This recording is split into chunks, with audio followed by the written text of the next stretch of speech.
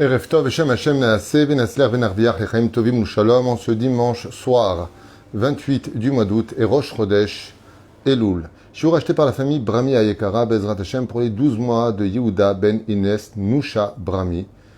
Zichrono livracha roach Hashem tenachenu began Eden Elion vechol ashochovim imo bichlal arachem etzelochot vechen yehi ratzon lomar amen, puisque ce soir, ce sont ces 12 mois, Yeratzon, que le mérite de cette étude, Yalet Nishmato, Kezor Arakia, et console toute sa famille.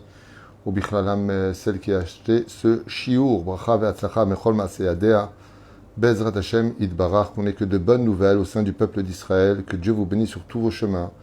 Bracha ve'atzlacha bechol ma'aseyadechem, tatzlichu ve'tarvichu bakol mikol kol, amen ve'amen. On souhaitera en même temps une très grande refoua shlema, refoua tenefesh, refoua tagouf. Pour tous les malades d'Israël, Shekad Jouchou Bezrat Hashem, et répète Kulchem Bli Yotze Minakla, Lem Nishmat Kol, Mete Israël, Vechen Alze HaDerech. Nous allons étudier un sujet d'actualité, puisque demain matin, ou déjà ce soir, à partir de Chatzot, nous allons lire les Slichot. Alors, les Slichot, c'est un sujet très profond qu'on a déjà élaboré, étudié, on est revenu dessus à maintes reprises. Et j'aimerais donner un nouveau visage aux explications des slichot que j'ai eu le mérite d'étudier moi-même cet après-midi. Quand on regarde les slichot, vous savez que le but du mois d'Elul, c'est de repréparer l'homme à une teshuva sincère. En réalité, les 12 mois qui ont précédé le mois de Elul devaient nous préparer à la teshuva du mois d'Elul, puisque nous avons demandé pardon pendant le mois d'Elul avec les slichot, Chatanu lefanecha, nous allons supplier à Kadosh Baruch Hu de nous faire confiance. Et avant de demander pardon, il faut d'abord faire azivat achet. C'est-à-dire qu'avant de demander pardon à celui à qui on a fait du mal, eh bien, il faut d'abord sur merava setov, laisser tomber la faute. Donc il est évident que quand on arrive au mois d'Elul, ce n'est pas le mois de la teshuva, mais on a déjà fait teshuva pour demander pardon pour le mois d'Elul et avoir un bon jugement pour Rosh Hashanah. Et un bon décret pour Yom Kippourim. Et Bezrat Hashem, un bon mazal pour Rosh Hashanah Rabbah. Et la reine, c'est pour cela que le mois d'Elul est un mois très particulier, parce que il vient réveiller chez nous une autre dimension de ce qu'on appelle faire Teshuvah. Dans la série des cours qui s'appelle Les forces du mal, l'origine du mal exactement, là-bas on explique beaucoup qu'est-ce qui empêche un homme de faire une Teshuvah. Là, nous allons voir ensemble qu'est-ce que ça veut vraiment dire, faire Teshuvah. Mazot Meret, l'Arzor bi Tshuva. Eh bien, pas besoin de se fatiguer, parce que, de façon assez étonnante, choquante, je dirais même, il est marqué nulle part dans la Torah, ni orale ni écrite, que faire Teshuvah veut dire faire la Torah et les mitzvot. Et pourtant, c'est ce qu'il faut faire, qu'il n'y ait pas d'ambiguïté. Il faut le faire. Mais ça ne veut pas dire ça, faire Teshuvah. Alors, nous allons poser une question énorme, une question un peu risquée, pour essayer d'approfondir un peu plus ce que la Torah va nous apprendre. Et vous allez voir que ce que vous allez entendre maintenant est marqué en une seule phrase. C'est pas abracadabra. C'est marqué noir sur blanc dans la Torah. Qu'est-ce que faire Teshuvah? Le problème, c'est que notre Teshuvah, c'est plusieurs compartiments. Ce qui fait que si je m'arrête au premier compartiment et que j'ignore le deuxième, eh bien, je risque de tomber dans une hérésie religieuse. Si je pratique le deuxième sans le premier, je deviens Oved Avodah Zara, ce qui est absolument terrible. Alors, qu'est-ce que c'est faire Teshuvah? Il y a ce qu'on appelle, d'ailleurs une nouvelle tendance qui existe, être spirituel. Ça veut dire quoi spirituel? Aujourd'hui, beaucoup de religions se veulent être spirituelles, comme le bouddhisme, par exemple, qui est une religion qui n'engage pas à beaucoup de choses au niveau des actions, si ce n'est qu'à être spirituel.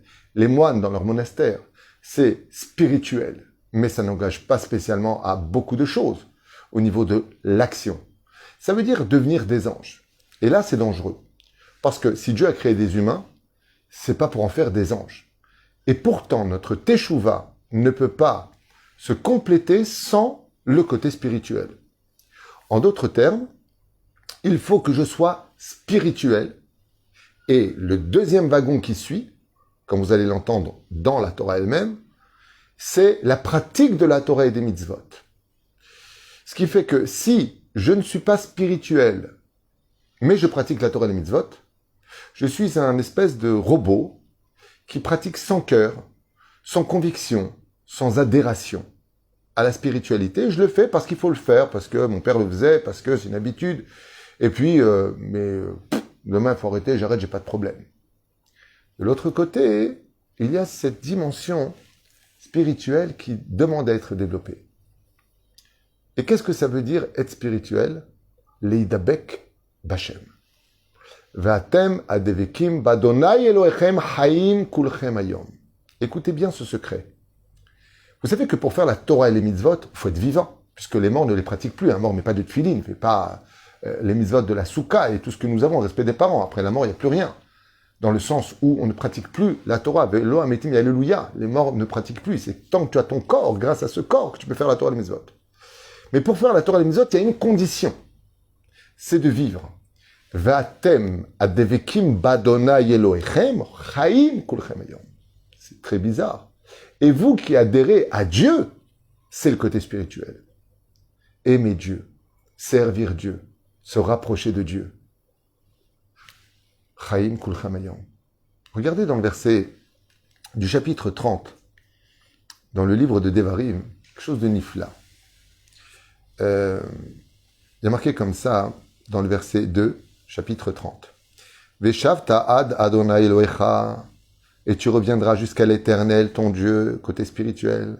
Veshammata bekolo, et tu écouteras sa voix. Kechol asher anochi metzavecha hayom, ata ubincha bechol levavecha uvchol nafshecha bechule bechule. Une fois que je reviens enfin vers Dieu, alors je dois écouter ce que Dieu attend de moi, et je le mets en pratique. Ce qui fait que Teshuvah signifie spiritualité et pratique. L'un sans l'autre ne va pas. Nous avons des exemples incroyables dans la Torah. Paracha de Shmini. Nadav et Avihu sont tellement spirituels qu'ils en oublient la pratique dans leur spiritualité. Ils veulent adhérer à Dieu. Ben Azaï en fait partie. Et qu'est-ce qui s'est passé pour eux? Ils sont morts. Pourquoi ils sont morts? Parce que adhérer à Dieu en m'oubliant moi, c'est créer ma propre mort. Comme vous le savez tous, dans le couple, quand on rencontre une personne qu'on aime, vraiment, vous savez qui on présente quand on vient le voir? Ce que nous sommes nous. Je vais t'expliquer qui je suis, moi.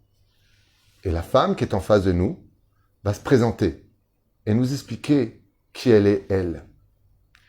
Après la deuxième rencontre, troisième rencontre, où on se rend compte que Béhémet, cette rencontre n'était pas fortuite et qu'elle nous amène à aboutir à un raisonnement qui permet d'ouvrir les sentiments, eh bien, qui on aime? On aime ce qu'est l'autre. Sans pour autant changer de ce que nous sommes nous. Ce qui fait qu'en restant moi-même, je peux dévoiler ce qui est l'autre. Et c'est là tout le fonctionnement de la Teshuvah. Parce que de dire d'adhérer à Dieu, mais je ne connais pas Dieu. Il suffit simplement que tu te dévoiles toi pour que lui en face se dévoile dans son intégrité. En d'autres termes, dans son honnêteté. Quand on joue un rôle et qu'on vient montrer une facette de ce que nous ne sommes pas, il nous sera impossible d'aimer l'autre, si ce n'est que de le piéger. Donc, pratiquer la Torah sans adhérer à Dieu par amour pour lui, de dévoiler Hachem, Ani les Dodi Vedodili, eh bien c'est quelque part montrer une facette cérémoniale religieuse, et non pas, chasvé shalom, et non pas d'adhérer à Dieu, parce que j'ai besoin de quelque chose. J'ai besoin de trouver un terrain d'entente pour que lui qui est infini, qui a créé l'infini, face à moi qui suis défini, fait de chair et d'os, et dans certains cas de graisse, eh bien, on puisse se rencontrer. Mais c'est impossible. Comment est-ce que celui qui a créé l'infini peut rencontrer le défini? Il va falloir trouver une table de négociation. Et cette table-là ressemble à quelque chose de très important. Chers amis, regardez bien. Quand vous rencontrez quelqu'un que vous n'avez pas vu depuis très longtemps, mais que vous aimez très sincèrement, vraiment vous l'aimez, qu'est-ce que vous lui demandez en général? Pendant 30 ans, vous ne l'avez pas vu. 10 ans, vous ne l'avez pas vu. Vous allez lui demander, « Attends, mais assieds-toi, mais qu'est-ce que tu deviens ?» Dans l'absolu, est-ce que ça t'intéresse? Vraiment, ce qu'il est devenu, ce qu'il n'est pas devenu, Et si tu dis, voilà, j'ai divorcé, j'ai la maladie, machin, tu vas regretter ta question. Et si tu dis, j'ai hyper réussi dans la vie, je suis multimillionnaire, tu vas avoir les boules. Bien, regarde, on te rend compte, on a fait l'école ensemble, t'es en haut et moi je suis en bas. Ou pire encore, qu'est-ce que j'ai fait de poser la question? J'ai pas les mots pour te consoler. Alors pourquoi tu veux absolument le retenir? Parce que tu l'aimes. Et qu'en réalité, c'est la rencontre qui devient le principal du pourquoi tu veux rester avec lui. Bizarrement, très bizarrement d'ailleurs, quand on veut rester avec quelqu'un qu'on aime, c'est remarqué qu'on ne se tient pas simplement dire viens, assieds-toi. Propose un restaurant, viens, on va boire un café ensemble. Attends, je ne peux pas partir comme ça, j'ai besoin de te voir. Vous avez remarqué qu'il y a une table qui nous sépare. Quand on est assis, il y a une table qui nous sépare. Et on veut cette table. On en a besoin. Vous savez pourquoi? Parce que la table va me faire comprendre que combien malgré tout je l'aime, il y aura toujours une distance entre lui et moi, car je ne suis pas lui et lui n'est pas moi. Et sur cette table, je vais déposer mon café. Et je vais boire. Et je vais être en toute amitié. Essayez de retirer cette table et vous verrez qu'il y a quelque chose qui manque dans la relation. Cette table s'appelle la table d'étude, s'appelle la table du Shabbat, s'appelle la table de Yom Tov. Cette même table qui en réalité me sépare de l'autre par la distance, alors qu'il ne serait pas la table, je serais beaucoup plus proche de lui, en réalité me rapproche de lui. Parce que cette table est nécessaire pour créer un maillon supplémentaire entre lui et moi. C'est-à-dire que moi, je suis moi, un petit humain de rien du tout. Et en face de moi, si c'est une compagne, ma femme, alors elle est d'une origine différente, d'une culture différente, d'une éducation différente. Mais je viens à la table des négociations. Et de quoi je dois parler sur cette table-là? Eh bien, le verset nous le dit. D'abord, sois spirituel, retourne à l'adoration Adové, Shavta ad Adonai Elohecha. Reviens d'abord vers l'Éternel, ton Dieu. Reconnais d'abord qu'il y a Dieu, que tu lui dois toute ta vie, que Dieu t'aime. Sois conscient de tout cela. Sois conscient que Akadosh Baruch Hu fait battre ton cœur dans ta poitrine, que tu lui dois absolument tout, qu'il t'aime et qu'il t'a créé. Pourquoi? Il t'a créé uniquement pour te laisser vivre. Parce que aimer l'autre, c'est le laisser vivre. Aimer l'autre, c'est lui donner la vie.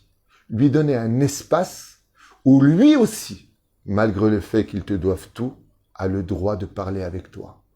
Et ce langage-là s'appelle la Torah. Veshamata bekolo. Une fois que tu retournes adhérer à Dieu, aimer Dieu vraiment, ve'afta et Adonai Elohecha, bechol levavecha ufchol nafshecha ufchol meodecha. Maintenant que j'aime Dieu, que je commence à comprendre la chance que j'ai d'avoir été créé en tant que créature par un créateur, mais c'est quelque chose d'incroyable. Comment on l'appelle Akadosh Baruch Hu? Boré Olam, celui qui crée le monde.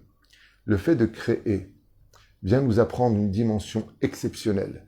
Créer veut dire donner vie. Pourquoi est-ce que Dieu nous attend tellement d'années dans notre teshuva? Parce que le but de la création, c'est de te laisser vivre. Le temps de comprendre, le temps d'analyser, le temps de laisser ressurgir de toi toute la dimension spirituelle que Dieu a mis en toi. Et si tu penses un instant, en disant, mais d'accord, alors que Dieu se dévoile, je sais pas, qu'il vient me voir dans les rêves, dans le tunnel, fameux tunnel de lumière, que je ressente quelque chose. La réponse, elle est simple. C'est comme pour le mariage. Les seules personnes qui tardent réellement à se marier dans la vie, je parle pas qu'il y ait des problèmes autres, sorcellerie, ou ça le fait pas, je parle d'un couple qui aurait pu se marier. C'est parce qu'en réalité, l'un et l'autre ne savent pas vraiment ce qu'ils veulent. Et vous savez pourquoi ils ne savent pas ce qu'ils veulent? Parce qu'ils ne se connaissent pas eux-mêmes. Quand on se connaît vraiment soi-même, quand un juif mitbonen, quand un juif médite sur lui-même, de ce qui est en lui, eh bien, c'est pas compliqué de rencontrer Dieu. Il suffit de rencontrer un juif. Il suffit que le juif se rende compte de lui-même, de ce qu'il est à l'intérieur, sans tricherie, sans masque, sans aucun obstacle. Mais pour pouvoir y arriver, il y a un secret. Comment est-ce que je peux m'auto-rencontrer pour dévoiler le Hachem que je puisse mettre sur la table de négociation avec ma teshuva et dans ma vie? Il va falloir que tu évites les fautes. Parce que les fautes sont comme des écorces qui vont t'empêcher de voir l'objectivité de ce monde, qui vont t'empêcher de voir qui toi tu es réellement. Quelqu'un qui est kadosh ani, quelqu'un qui est pur, parce qu'il va refouler les péchés, parce qu'il va refouler les interdits qui vont créer ce qu'on appelle un écran entre lui et moi. Donc, c'est comme si que je parlais à la table, avec mon amour qui est de l'autre côté, mais je ne le vois pas. Alors je n'entends qu'une voix.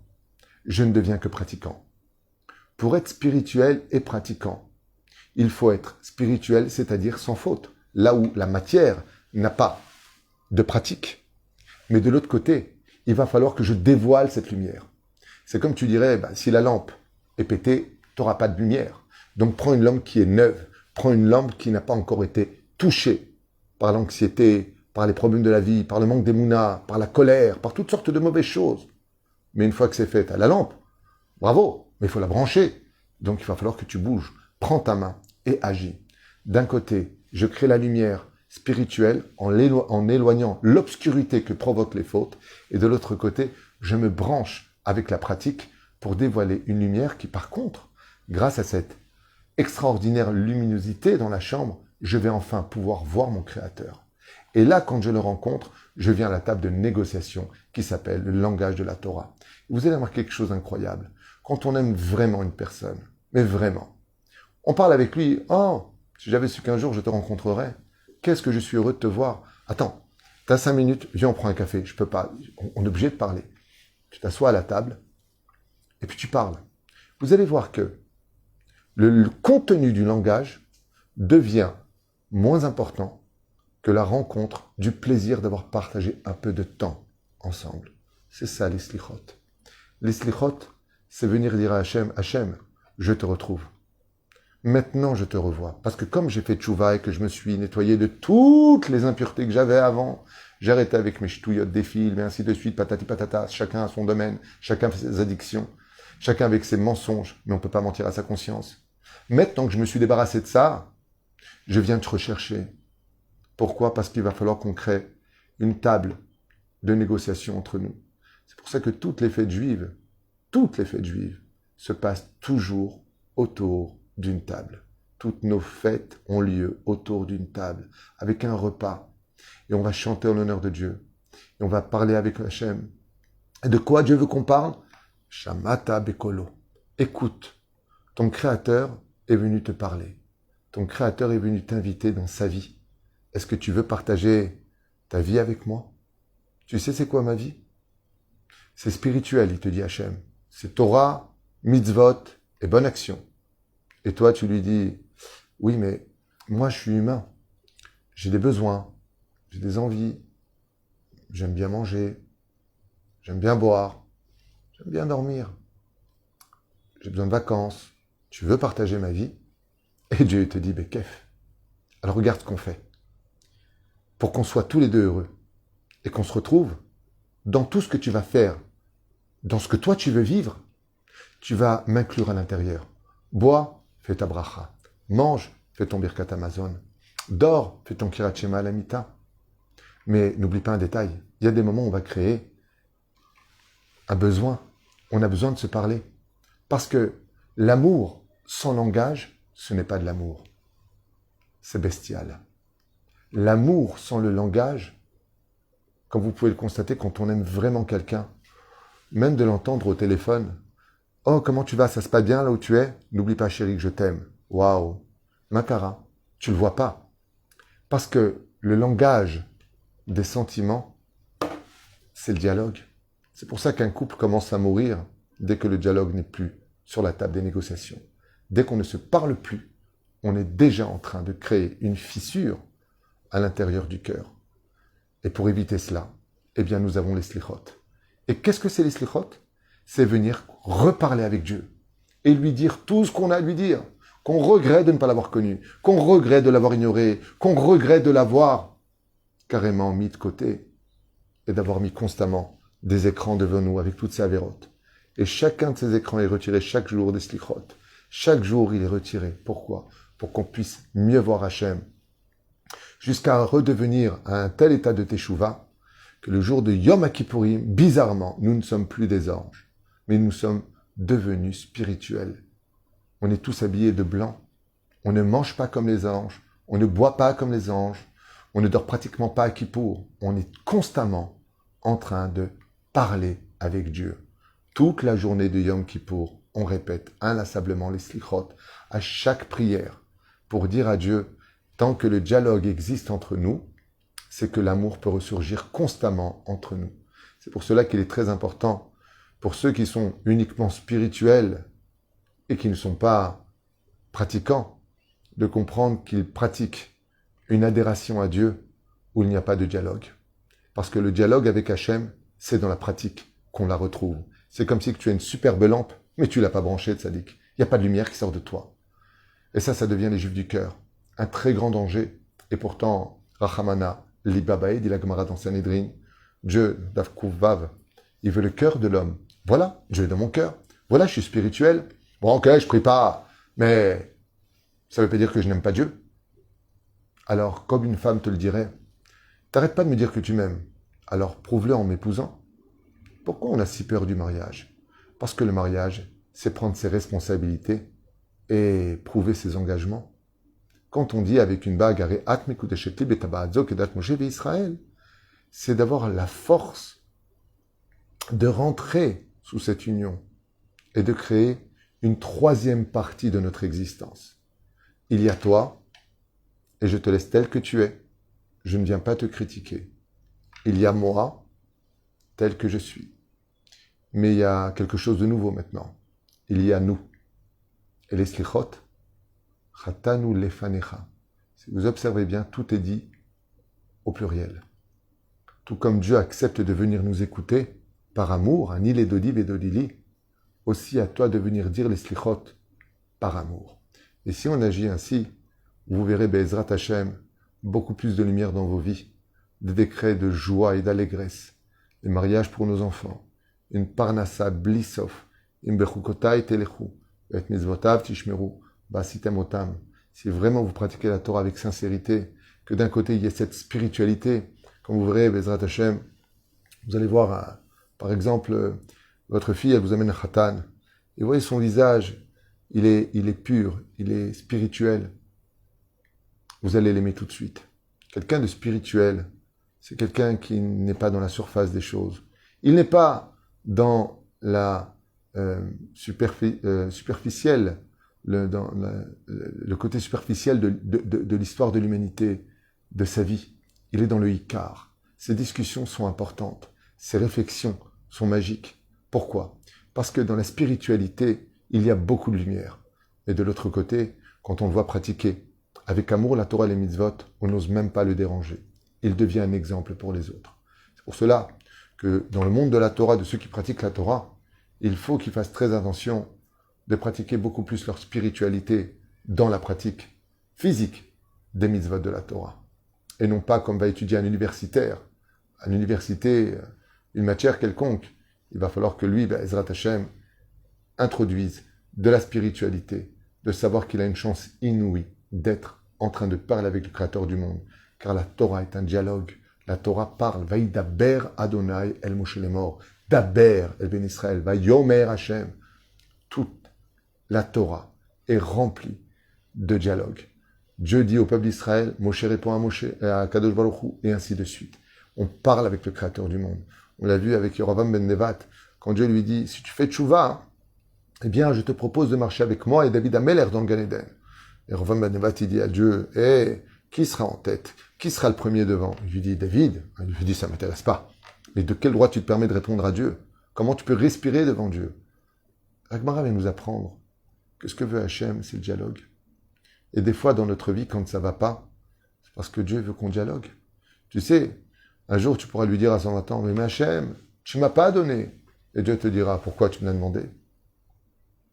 C'est ça, les slichot.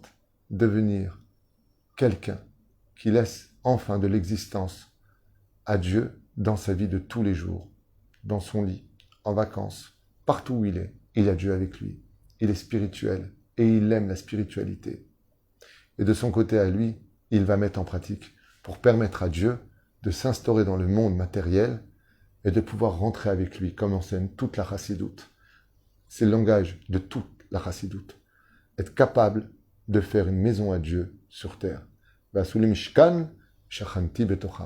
Dieu nous aime tellement qu'il est prêt à rentrer dans le défini juste pour être proche de nous. Est-ce que nous, on serait prêt à lui faire une petite place dans notre cœur pour qu'il soit avec nous tous les jours? alors qu'on lui doit absolument toute notre vie. Je finirai juste avec une phrase importante que j'avais appris à la Yeshiva en 1987. Un jour, j'avais posé la question à un de mes rabbis et je lui avais dit « C'est quoi le Gehinam exactement? C'est quoi l'enfer ?» Parce que j'avais lu comme ça un livre un peu dur qui disait que l'enfer, c'était un océan de flammes qui brûlait extrêmement fort et que les âmes hurlaient et patati patata. Et je pense que ça existe, très sincèrement. Enfin, je ne pense pas, je l'ai vu. C'est un autre sujet. Mais je vous affirme que ça existe. Mais mon rabbin avait répondu quelque chose de différent. Il m'a dit, le pire des enfers, c'est que quand tu meurs et que Dieu se montre, Kilo yir adi à Adam Bachai, Kilo yir ani Adam Bachai, c'est-à-dire l'homme ne me verra pas de son vivant mais de sa mort, et qu'on voit qui est celui qui nous a créés, une fraction de seconde, et combien il nous a aimés pendant toute notre vie, le remords est si violent qu'il brûle plus fort que toutes les flammes de l'enfer. Alors au lieu d'avoir des flammes qui nous brûlent de remords, mieux vaut verser des larmes de joie dans ce monde pour ne pas regretter demain. Elou, aslichot, shelanu. Baruch Adonai, leolam amen ve amen. Une bonne délivrance, Bezrat Hashem, pour votre petite fille, Léa, chérie. Amen. Veda Kala, le Kolam Israël. Vous avez un deuxième shiur qui suit maintenant. Pour ceux qui sont intéressés, comme Facebook ne va pas vous prévenir parce que je fais beaucoup de cours sur les réseaux Facebook, dans 5 minutes, le temps de réfléchir quel cours je vais développer avec vous. Je vous dis à tout de suite pour ceux qui veulent partager la Torah Bezrat Hashem. Toda Rabba pour les shiurim que vous achetez, pour votre patience. Il y a énormément de demandes. Et grâce à vous, on arrive plus ou moins à payer la brechim. On a tellement de demandes d'aide sociale. La vie est devenue très difficile, mais ça ne fait qu'annoncer la Géoula. Donc à tout de suite. Et Toda Rabba.